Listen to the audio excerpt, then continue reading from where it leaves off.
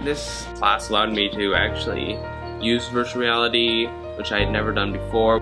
I thought it was a very interesting experience because this wasn't something that I thought I would have done. Virtual reality is going to become a more relevant thing in the future, definitely. It might be used in many more fields beyond entertainment, so I think that being exposed at this age, I'll definitely have an advantage in whatever career I pursue. Virtual reality is like kind of the new future. I think it's really going to expand. It might be just in everybody's career path. Air Force training, it might be used for medical training. Virtual reality might come into play as a new way to just use computers. You know, VR is going to be a very prominent part of life. Give it 10, 20 years, I bet VR will be everywhere. I had lots of fun making the game and learning how to create games in Unity. I think I learned like a lot of skills in this class that can be like transferable. Doing this class could help me in a lot of things like game design. The skills we learned there can be taken to any kind of like software, computer engineering. It's a really useful class because I got to learn all kinds of things in video game development. I'd recommend this program to anybody that's interested in tech. This was the summer of VR. In the class, first what we did was we played some VR games and wrote some reviews for them, seeing what worked, what didn't.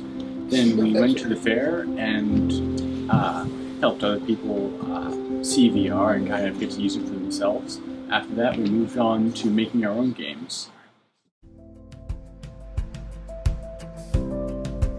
Starting with education, it's really good just to visualize 3D concepts that a textbook might not be able to present to you and animate things. You know, it'd be really important in math classes, and I know a lot of the science teachers and biology teachers that I've spoken to about VR have said that it'd be a really fantastic way to teach kids about how, you know, animal and plant cells work, because you can actually dive in and look at the cell, you know, from a microscopic level. Outside of education, there are lots of applications in art, right? It gives you a 3D canvas, it gives you a very intuitive way to interact with your art.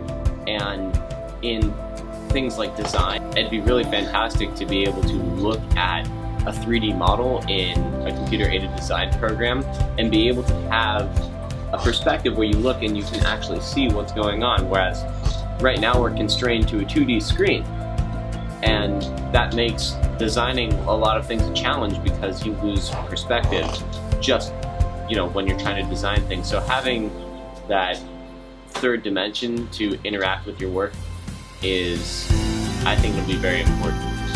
And it gives you more space, so not only are you not confined to 2 dimensions, you're not confined to, you know, 30 degrees. You have 360 degrees that you can work in.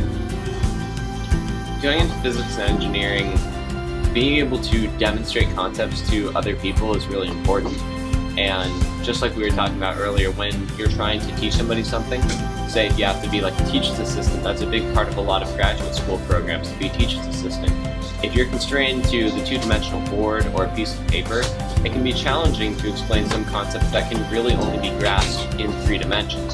To be able to have that 3D canvas to make like a basic line drawing, but in 3 dimensions where you can rotate around and explain what everything means, that'd be extremely useful. It would be a fantastic way to try to convey those ideas, you know, that are really easy to convey but get lost when you're in a 2-dimensional space.